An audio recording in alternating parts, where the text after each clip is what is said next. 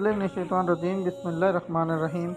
Royal creations کے معزز دوستو السلام علیکم۔ دوستو آج ہم بات کریں گے ایک ایسے شخص کے بارے میں جو پیشے کے لحاظ سے موچی اور ساتھ میں 5 کتابوں کے مصنف ہیں۔ دوستو فیصل آباد کی تحصیل جڑاوالا کے نوائی قصبے رونالہ کے مین بازار میں سڑک کنارے بیٹھا مزید 3 دہائیوں سے دیہاتیوں کے پھٹے پرانے جوتے مرمت کرنے میں مصروف ہے، لیکن حالیہ برسوں میں منور کی عارضی دکان پر جوتے مرمت کروانے والے گاہکوں سے زیادہ ان کی تلخ اور شیریں حقیقتوں پر مبنی شاعری سننے والوں کا رش لگا رہتا ہے۔ منور پنجابی شاعری کی 5 کتابوں کے مصنف ہیں اور اپنی شاعری کی وجہ سے شہر کے ثقافتی علاقے رتل اور لوگوں کی زندگیوں کی حقیقتوں کا ترجمان مانے جاتے ہیں۔ دوستو 1969 میں پیدا ہونے والا منور شکیل نے ہوش سے پہلے ہی اپنے باپ کو کھو دیا اور رسمی تعلیم سے یکسر محروم رہنے کے باوجود 13 سال کی کم عمری میں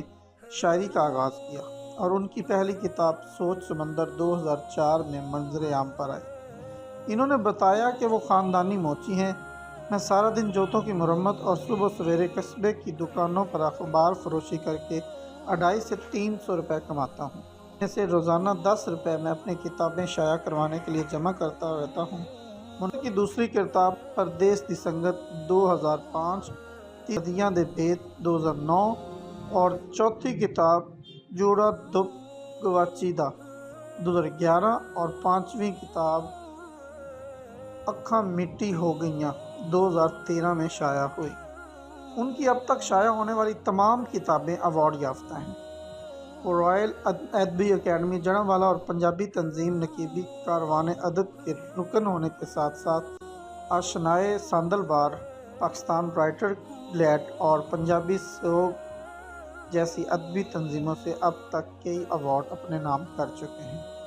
اپنی شاعری کے حوالے سے بات کرتے ہوئے ان کا کہنا تھا کہ مختلف طبقات میں تقسیم ہمارے معاشرے میں نچلے طبقے کے لوگوں کے درمیان اور اعلیٰ طبقے کے لوگوں کے درمیان روزمرہ زندگی میں امتیازی سلوک کا سامنا کرنا پڑتا ہے، لیکن کمزور لوگوں کے ساتھ کیے جانے والے اس سلوک کے خلاف آواز اٹھانے والا کوئی نہیں۔ میں اپنی شاعری کے ذریعے نچلے طبقے کی آواز بڑھنا چاہتا ہوں اور جو باتیں براہ راست نہیں کی جا سکتی انہیں اپنی شاعری کے ذریعے دوسروں تک پہنچانا چاہتا ہوں۔ دوستو منور سلیم بتاتے ہیں کہ بچپن میں ہی میری خواہش تھی کہ میں پڑھ لکھ کر نام کماؤں، لیکن ہوش سنبھالنے سے پہلے ہی والد کی وفات اور مالی وسائل کی کمی کے پیش نظر ایسا ممکن نہ ہو سکا، تو میں نے خود کتابیں خرید کر مطالعہ شروع کیا اور اب کام سے واپس جا کر 3 سے 4 گھنٹے کتابیں نہ پڑھوں تو نیند نہیں آتی۔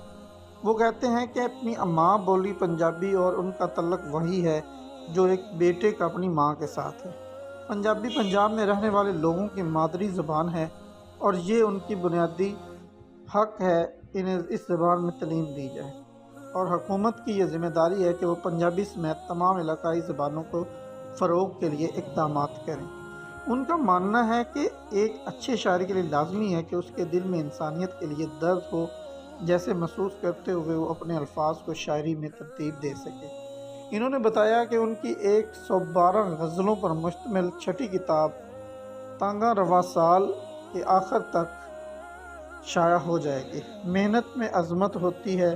مجھے جوتے مرمت کرنے میں کوئی شرمندگی نہیں، لیکن میں چاہتا ہوں کہ لوگوں میں شعور پیدا ہو اور وہ کتابوں کا مطالعہ شروع کریں تاکہ ہم بھی ترقی یافتہ قوموں کی صف میں کھڑے ہو سکیں۔